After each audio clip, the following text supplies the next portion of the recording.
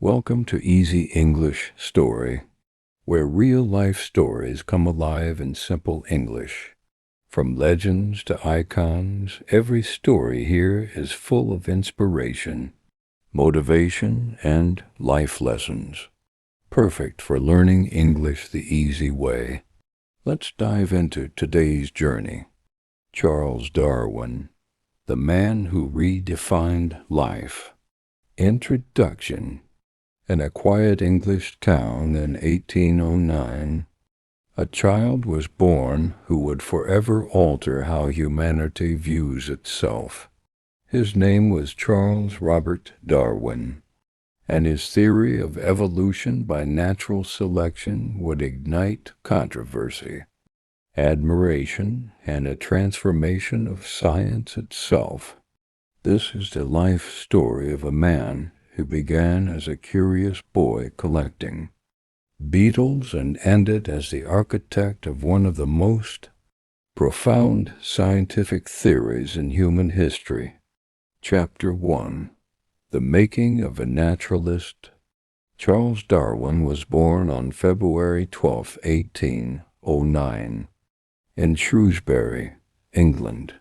His father, Dr. Robert Darwin, was a wealthy physician, and his grandfather, Erasmus Darwin, had been a poet and natural philosopher. From a young age, Charles showed a keen interest in the natural world. He collected insects, rocks, and plants, and was fascinated by birds and animals. While his father hoped he would become a doctor, Charles found the study of medicine at the University of Edinburgh unbearable, particularly the sight of surgery without anesthesia.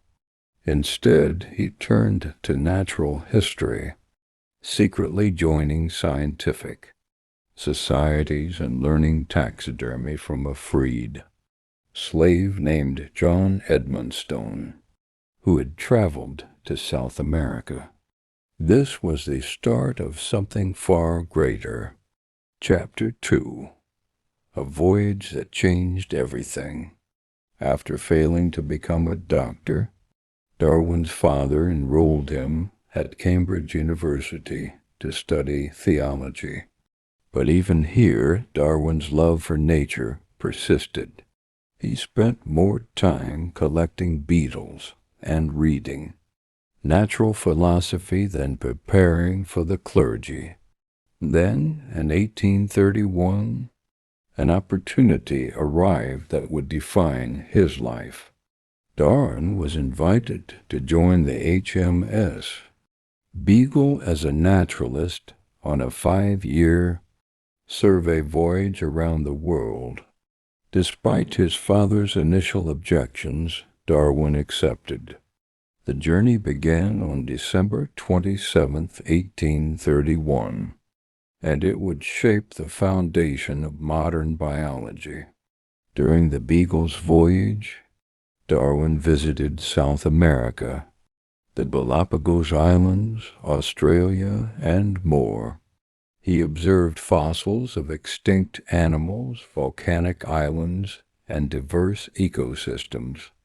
Most crucially, on the Galapagos Islands, he noticed that the finches varied in beak shape depending on their island and diet. These observations planted the seed for his theory of evolution through natural selection. Chapter 3. Return and Reflection. When Darwin returned to England in 1836, he was no longer the same man. He spent the next 2 decades compiling his notes, conducting experiments, raising pigeons, and corresponding with other scientists. He married his cousin, Emma Wedgwood, in 1839, and they had 10 children, though sadly 3 died in childhood. Darwin was a devoted husband and father, but also suffered from a mysterious chronic illness, possibly Chagas. disease or stress-related disorders that caused nausea and fatigue for much of his adult life. Despite his poor health, he worked tirelessly. His research spanned geology, barnacles, orchids, worms, and artificial selection, but he hesitated to publish his theory. Why? Because it challenged the prevailing religious and scientific beliefs of the time. The idea that species, including humans, were not divinely created in their present form, but had evolved through a natural, unguided process was radical. Chapter 4. A dangerous idea revealed. In 1858, Darwin received a letter from another naturalist, Alfred Russel Wallace, who had independently come to a similar theory of evolution. This pushed Darwin into action. That same year, both Wallace and Darwin's ideas were presented to the Linnean Society in London. Then, in 1859, Darwin published his masterpiece, On the Origin of Species by Means of Natural Selection. The book sold out on the first day. Darwin's arguments were detailed and supported by years of observation and evidence. He explained how small, random variations in organisms could offer survival advantages, and over time those traits would become dominant. He called this process natural selection. Chapter 5. Reactions and Controversy. The reaction was explosive. Some praised Darwin's brilliance. Others condemned him as a heretic. The Church, in particular, saw evolution as a direct challenge to the biblical account of creation. A famous public debate in 1860 between Bishop Samuel, Wilberforce, and biologist Thomas Huxley, known as Darwin's bulldog, captured the tension.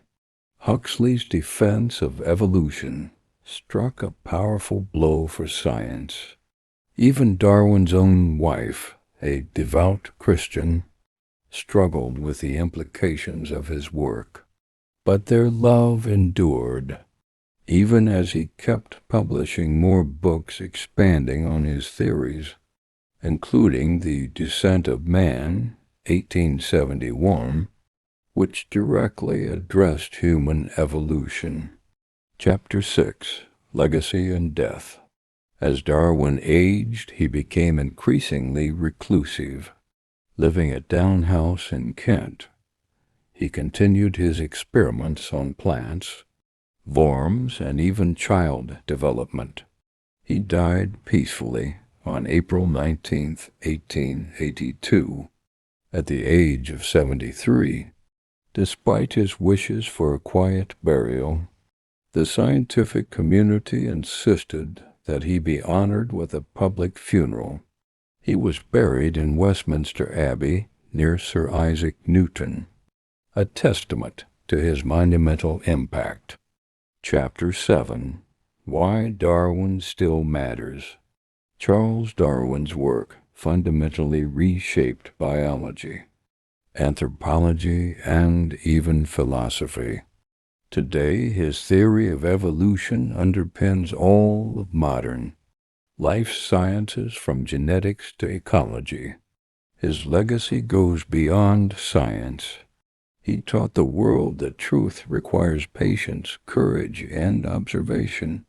He showed that humble beginnings can lead to world-changing ideas, and that science, though sometimes unsettling, leads us closer to understanding ourselves. Charles Darwin did not set out to be a revolutionary. He was a shy, nature-loving boy who followed his curiosity across the world. But in doing so, he uncovered the secrets of life itself.